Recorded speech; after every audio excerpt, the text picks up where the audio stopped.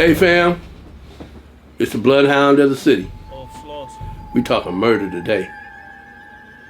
You know, there's about 5, 6 reasons why people kill somebody: love, sex, money, women, jealousy, envy. You pick one. Well, that's what I'm faced with today. Cross country case, LA to the East Coast. A whodunit. A real life whodunit. Was he crazy? Was he not crazy? Was there drugs involved? Was there extra women involved? Was there extra men involved? That's what we setting out to find out, y'all.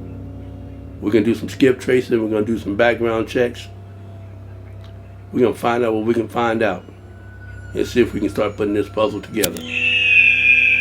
It's called Murder 101. Avslösning.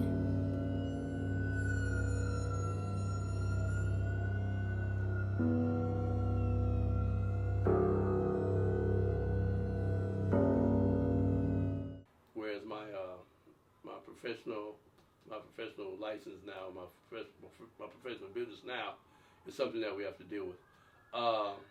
Date of death? September 29th, 2021. And that happened in New York City. It happened in... And the conversation we're having today is just today is like a briefing of just kind of what the particulars are and what you heard, what happened, before we get into what your gut feeling is on what you think happened. As opposed to the same, I'm sorry for the situation you're in, but at this point, every little bit of information could be the biggest piece of information. Yep. So I definitely want you to understand that in a case like this, it's the little thing that could just flip this whole thing and blow it wide open, is what we're trying to get to. I think our major thing here is to get as much information as I can from you, to also maybe even help you relay it to the proper department in New York to help them with their investigation. And then you and I can decide where to go from there, or if we think would be any good to go there to find out. And you said the preliminary's coming up? Or the arraignment? The preliminary. Preliminary probably coming up, okay. Where they have to enter a plea. Yeah. Okay, so that's fine. So, to your knowledge, what did they tell you happened?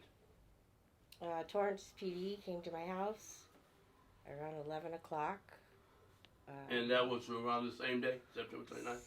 Yeah, it was the 30th. 30th of September? Yeah. Oh, Torrance PD, right, okay. Yeah. And So you were notified by Torrance Police Department? I was notified by Torrance. Okay. They had just said that